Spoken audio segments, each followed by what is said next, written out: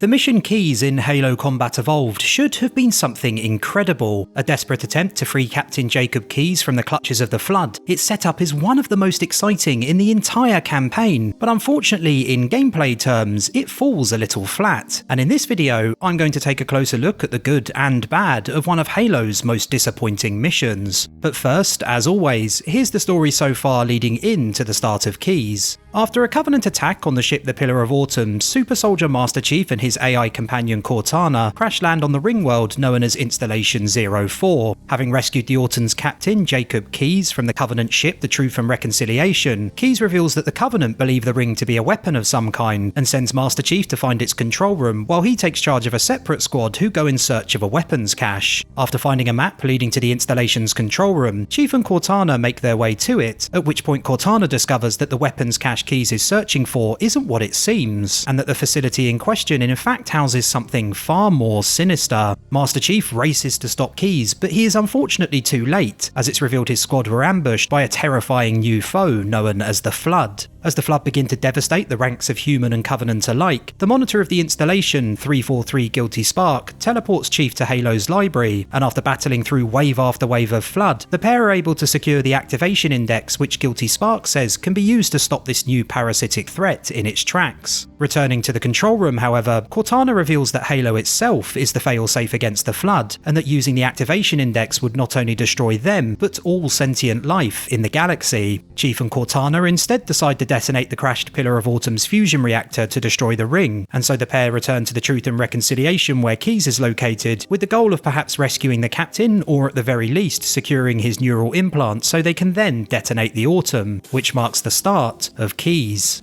As the mission kicks off, it appears Captain Keyes may still be alive.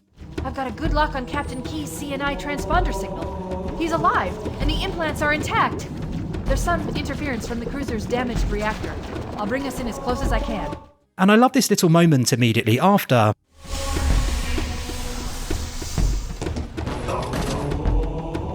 Oh, I see. The coordinate data needs to be... Right. Sorry. What Bungie has always done so well is balance Halo's more serious side with the occasional lighter touch, and this scene is a great example of how well they managed to strike that balance even in the series' very first title. Further proof that Keyes is still alive, to a degree, is provided almost immediately. Chief, don't be a fool. Leave me. Captain? Captain? I've lost him. And I really like that you can get a sneak peek of what's become of him right at the start of the mission, a detail I actually only noticed when recording the footage for this video, despite having played the level numerous times over the last 20 years or so. As you begin to explore the ship's hallways, it immediately becomes clear that the Covenant are having a tough time containing the Flood, and soon after you'll be forced to jump into the pools of coolant below the ship in order to progress. If you elect not to do so, you'll be assaulted by a seemingly endless stream of Flood, and this is a very early indicator of one of Keyes' biggest issues, which I'll come back to again very shortly. If you choose not to jump straight away, Cortana will provide a little encouragement. That jump into the coolant is looking better all the time, Chief. And sooner or later, it will become clear that jumping really is the only option. Landing in the dark, rocky area below, your surroundings may feel somewhat familiar. What always jumps out at me when I play Keys is the symmetry between this mission and Truth and Reconciliation towards the start of Halo's campaign. Repetition is without doubt a problem during Halo's second half. 2 Betrayals, for example, is a somewhat lazy retread of Assault on the Control Room but in reverse. But when it comes to Keys, I actually rather like the idea behind it. In Truth and Reconciliation, you spend most of its first half fighting in a dark, rocky environment, before boarding the ship itself with the hope of rescuing the captain. And in Keys, you again spend the first half of the mission fighting through a dark, rocky environment, before boarding the ship itself with the hope of rescuing the captain. An early mission in the campaign, Truth and Reconciliation ends rather triumphantly as you manage to free him and escape the ship, whereas Keys, well, I'm not going to spoil anything too much at this point in the video, but suffice to say, it's not a particularly happy ending. The similarity between how both missions play out, combined with very contrasting endings in terms of tone, does a fantastic job of helping continue to drive home what a bleak situation you're actually in by this point in the game. It may not be everyone's cup of tea, and I completely understand where any criticism comes from, but as mentioned, this is the one place where I think it actually works. I've personally always thought the Flood to be a fairly repetitive enemy during missions in which they appear as the sole antagonist, so the numerous Covenant squads dotted across this area, and indeed the rest of the mission, are a welcome addition. It's a chaotic brawl which never lets up, but unfortunately Key's level design somewhat sours the experience as a whole. Bungie's level design has always been brilliant in that most missions are set up to feature a mix of both narrow and open encounters. The mission's counterpart, Truth and Reconciliation for example, begins in larger, open spaces before you board the ship and environments become far more narrow. In my view, it is a crucial part of making each and every game in the series flow as well as it does, but unfortunately Keys is one of those rare occasions where this design philosophy seems to take a bit of a back seat. This outdoor area is more open than the ship, but not greatly so, and that means by the time you're back on the Truth and Reconciliation and have fought through a few more encounters, everything begins to feel very repetitive. Fighting through the ship should feel like the exciting final stretch in your search for the captain, but because you're not actually doing anything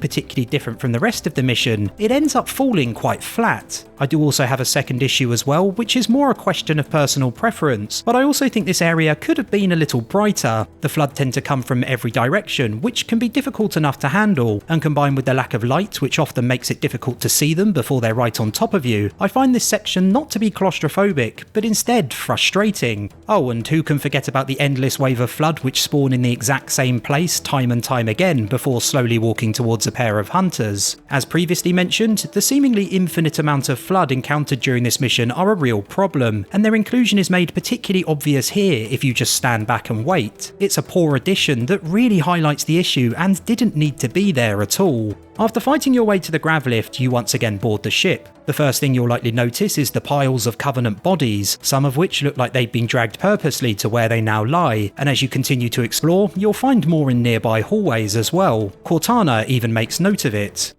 Look, in the corners. The Flood are gathering bodies. I know I've been something of a negative Nelly so far, but this is a genuinely unsettling piece of environmental storytelling I wish Bungie had done a lot more of during this mission. At this moment in time, you won't exactly understand why the bodies are being gathered, but it will make a lot more sense once you progress a little further and eventually realise what the Flood have been up to. Unfortunately, however, this glimmer of hope that Keys may be about to really ramp things up in terms of quality is followed by what is quite possibly one of the worst sections in any Halo title. The purple halls of the Truth and Reconciliation are repetitive enough, but Bungie continues to throw more and more Covenant and Flood into the mix, and the whole thing becomes an enormous slog to get through. Say what you want about the library, and I personally have complained about the library in the past, but it at least gave you room to manoeuvre. But here, the Flood never seem to stop coming, and there are far too many carrier forms, a ridiculous number in fact. When they explode, they essentially act as grenades, and of course there are also plenty of grenades on the ground waiting to explode too, and what you end up with is a series of encounters which are uncharacteristically random compared to most featured in the game. Halo is on the whole usually pretty fair in that any deaths will usually be your own fault. There are the occasional moments which are definitely unfair, those involving Flood with rocket launchers spring to mind, but on the whole it does a good job of avoiding player frustration despite its sandbox nature. During this part of Keys, however, things often feel very unfair. It's incredibly easy to be caught off guard by a carrier form, a chain of grenade explosions, or a crowd of Flood big enough that there's too many to fight off. Of course, the argument could be made that this is Halo's penultimate level and it should be difficult, but in general, I think the second half of Keys especially does a bad job of towing the line between being a challenge and being needlessly difficult and a little unfair. There is at least some good dialogue during this section as you hear from Keys a couple more times, once in this hangar. I gave you an order, soldier. Now pull out! He's delirious. In pain, we have to find him. And again just moments before you locate him. The captain, his vitals are fading. Please, Chief, hurry! What you come across when you do finally find Keys is horrific to say the least. You're just a bit too late to have any chance of saving him, and he is now part of a proto-gravemind. No human life signs detected. The captain, he's one of them. And although I've been critical of the Anniversary Edition on numerous occasions, the terminal you find in the same room depicting the captain's struggle against the Flood is absolutely brilliant. Keys. Take him. Captain. Service number 01928-19912-JK. You will not have me!